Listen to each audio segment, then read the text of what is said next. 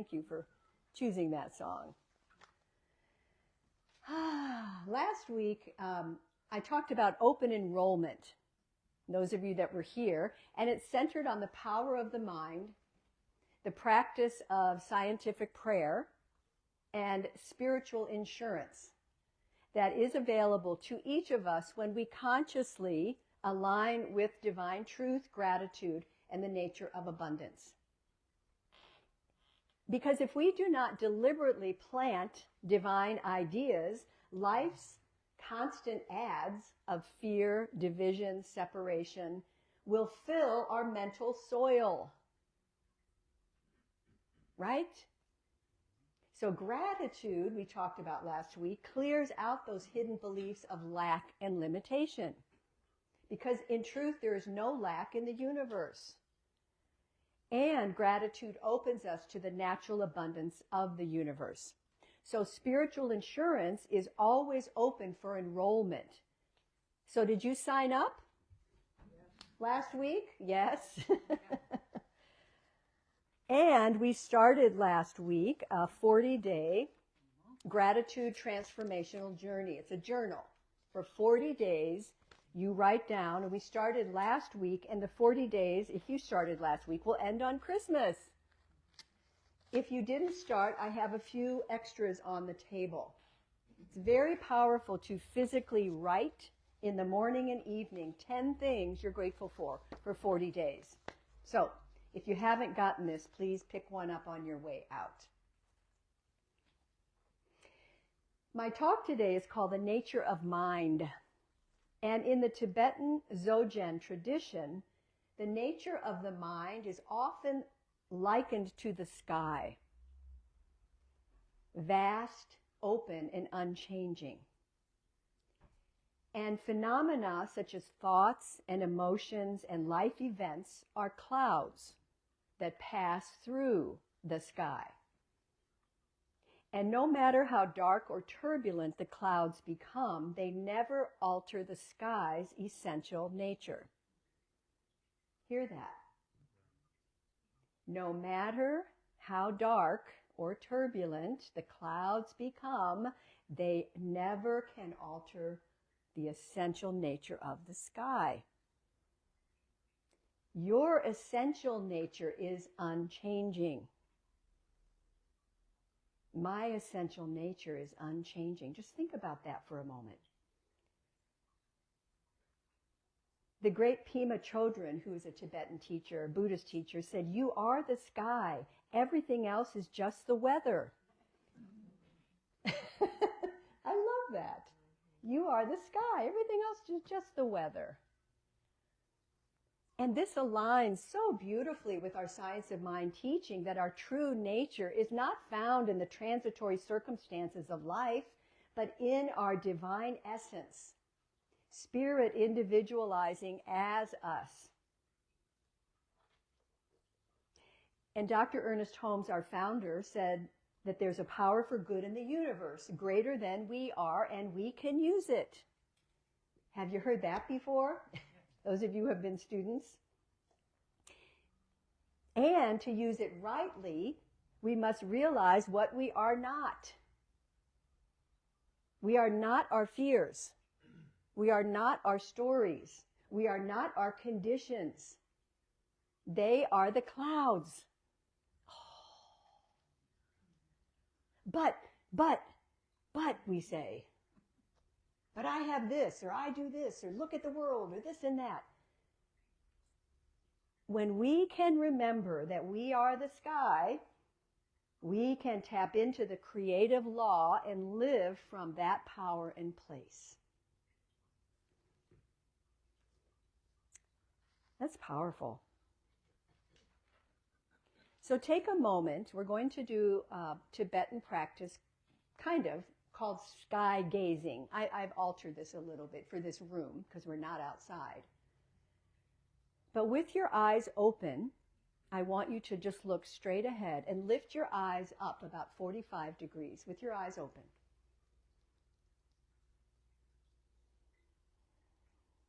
So just raise your gaze a little bit. Not your chin, but just your eyes. So you're looking up about 45 degrees, whatever you think that is. And using the open sky idea as a visual aid, experience for a moment the mind's inherent vastness.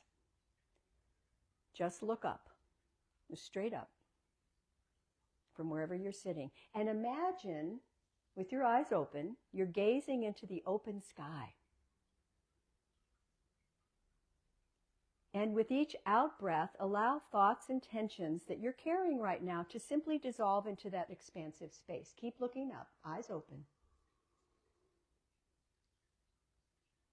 This helps release the mind from the narrow confines of the ego, and it connects us with our authentic, open nature. Keep breathing. By observing how thoughts, emotions, and perceptions arise and pass away in the spaciousness of awareness, we can receive insights, stability of our true nature, and feel connected to our divine source. And now relax your eyes and just close them for a moment. Take a breath and notice how you feel.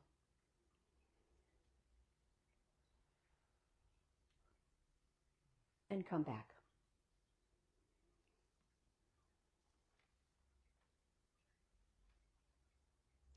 Some of us have been taking a class with Reverend Kathy Ann at the Seattle Center, and she has us do this practice of looking up 45 degrees for no other reason than just to look up. It has an effect on your brain. So if something's troubling you and you're chewing on something, if you look up, you're going to be amazed at how things dissolve. There's something it does to the brain, literally. So Byron Katie is an author, and she said, you are not stuck because of the thought, you are stuck because you believe it. Oh, bless our hearts. I remember one of my teachers used to say, you know, when you catch yourself in a mistake, just say to yourself, oops, a blip in my magnificence. So I have a story for you, an ancient story from China about the way monkeys, about the way traps were set for unruly monkeys. So there was a coconut that was hollowed out and put through an opening that was cut to the size of the monkey's open hand, and rice was put into the coconut. So when a hungry monkey smelled the rice, they would reach its hand in. But once it fisted the rice, it could not fit back out of the opening. So the monkeys that were caught were those who would not let go of the rice. As long as the monkey maintained its grip on the rice, it was a prisoner of its own making. But if it let go, it was free. This lesson here is profound for us.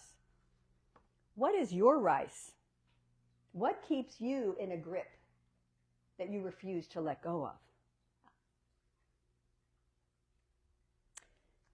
Ernest Holmes said, the law remains undisturbed by our hysterics.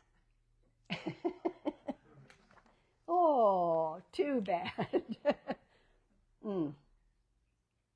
So consider this. The thought isn't holding me. I am holding the thought. The upset isn't holding me. I'm holding it. The old beliefs aren't gripping me. It's my hands that won't let go. I know sometimes we cringe at the phrase when somebody says, just let it go. And yet we begin to see that we are the ones maintaining our grip on confusion and upset. But when we realize that, we can allow a shift to happen. Did you know shift happens? And our recurring thoughts, our old stories of betrayal and hurt have no power unless it's the power we give them. And we keep them alive by giving them rent-free space in our consciousness. We're the ones doing it, not them. Ernest said, if we want to be free from suffering, we have to stop inflicting it. So affirm with me, I let go of anything that has no more usefulness in my life. I let go of anything that has no more usefulness in my life. Take a breath. Let's say it again.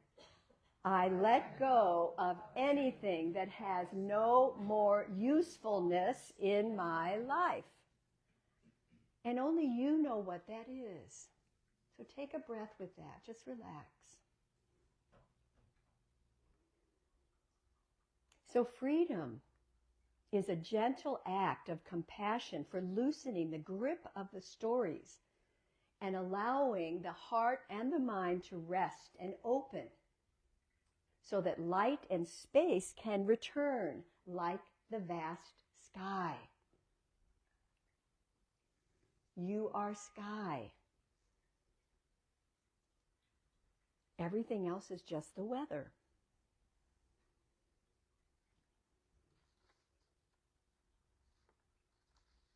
So we're going to do a little process around that. I invite you to close your eyes, and we're going to do 3 breaths of tension and release, consciously tensing. So with your hands on your lap, as you inhale, I want you to make fists and tense your shoulders and tense your body. Inhale, just tense everything consciously. And exhale, let your hands naturally unfold and your shoulders drop. And again, make a fist. Inhale, tense your body. Come on. Let it go. Soften, open. One more time. Tense. Let it go.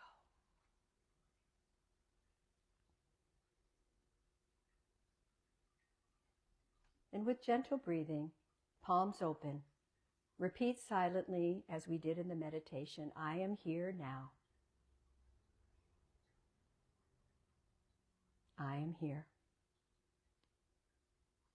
I am.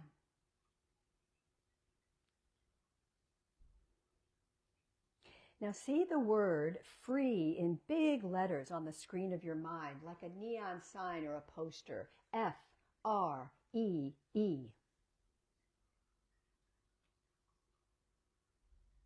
And feel what it feels like to receive that. I am free. Be with the possibilities of that for a moment. Just stay open, stay with your breath.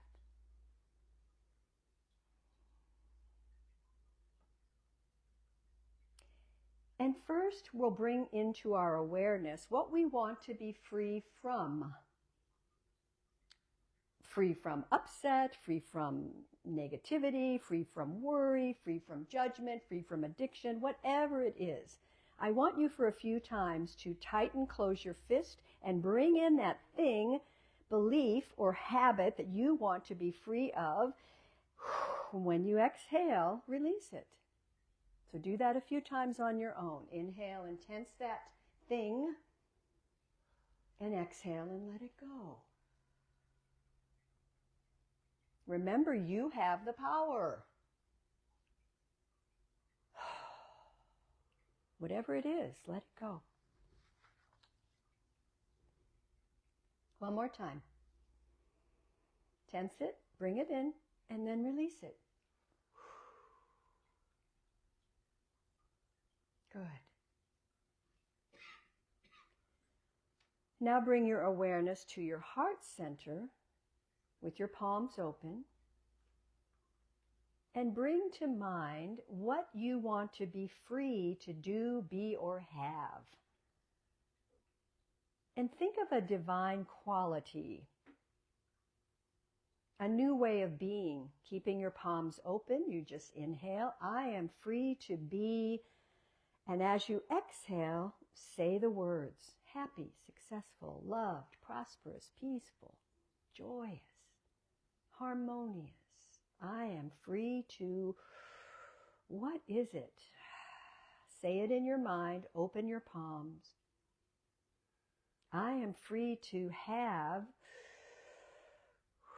prosperity. wisdom, order, harmony. Breathe again. I am free to what? You're planting a seed. Think expansive. Keep your focus high as you breathe in these ideas of receiving, and let your heart feel like it is expanding into the infinite field of possibilities, into the quantum soup. And you don't have to know how to make this happen. You're simply making it welcome. Inviting and welcoming a new idea, a new energy, a new vibration in anticipation of your good. Right now. Take a breath. Begin to return. Be aware of your body. Move a little bit. Move your shoulders. Smile again and open your eyes. Turn to your neighbor and say, I am free. Turn to your other neighbor. I am free. I am free. I am free. You back there? I am free. So the science of mind teaches that thought is creative and shaping experiences through the law of mind. This can help us affirm new patterns and shift our lives towards greater good. So Reverend David Alt, who wrote this month in the Science of Mind magazine, he received a new instruction from his teacher, who invited him to look even further, opening a new dimension of awareness. His teacher's invitation was simple. Love the thought. Love every thought. Not as truth, but as a temporary orphaned child of the mind. A cloud. Deserving compassion, not judgment. So even though we want to change our thoughts, we don't want to necessarily feel like we have to fix, change, or manage every single thought. His teacher suggested being in pure presence, allowing the thought to soften. Notice it, feel safe with it, and eventually it dissolves. Noticing and accepting the thought is a gentle surrender, an opportunity for inspiration. Change your thinking, change your life. Thoughts, I don't know if you've noticed this, often arise mechanically and are influenced from outside sources. But again, the essential self with a capital S that observes them is free, whole, and unbound like the sky. There's no judgment. A Buddhist teacher, Longchenpa, from the 1930s, said, "Since everything is but an apparition, having nothing to do with good or bad, acceptance or rejection, one may well burst out in laughter."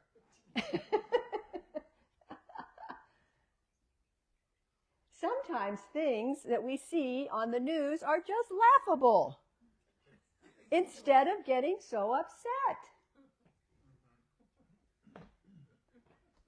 I don't know. So what if we did just observe? And this isn't passing, but it's a discipline of disengaging our identity from the thought. We become a witness. I know you all have heard this before. And that is, I think, one of our biggest spiritual practices is how to become a witness and observe what's going on that I don't like, I don't agree with, and stay in my center. That's why we do meditation. That's why we do spiritual practices, to keep coming back so that we can stay in that mountaintop consciousness more often than not. Right? So I know those of you that have been studying for a long time notice that you don't stay in that fret and upset very long. You know how to come back. You know how to say, oh, look, there I go again. And just be curious. So I invite you this week to find some quiet time with yourself. We're starting into Thanksgiving week with family, and hoopla is already going on. They're already selling Christmas trees and, all of that. But find some quiet time with yourself and maybe make a little list of some stories or beliefs that you've maybe carried a little bit too long. And for each of those gifts, those thoughts, beliefs, just say softly to them, this is not holding me, I'm holding it. And I breathe and I allow to loosen my grip. I notice that thought and I'm okay. I'm safe. And to let it go. This is a step toward remembering who you truly are without the weight of all that you've been holding on to. And I know some of you have been holding on to some heavy things. And in your walks outside, or if you can go to a park or sit in your yard, look up to the sky this week and just be with the vastness of the sky. Without meditating, without thinking or anything, just lift your eyes and look at the sky. And I like to say, I see you, sky. Do you see me? I see you. Tree, do you see me? Connect with nature in that kind of way is powerful. Healing. Divine. Dr. Joe Dispenza said, it takes persistence and determination to knock on the door of your heart. You're giving it the force of life. And if you can breathe and feel and practice, the side effect is joy. The side effect is joy. Remember, you are the sky, and everything else is just the weather. And so it is.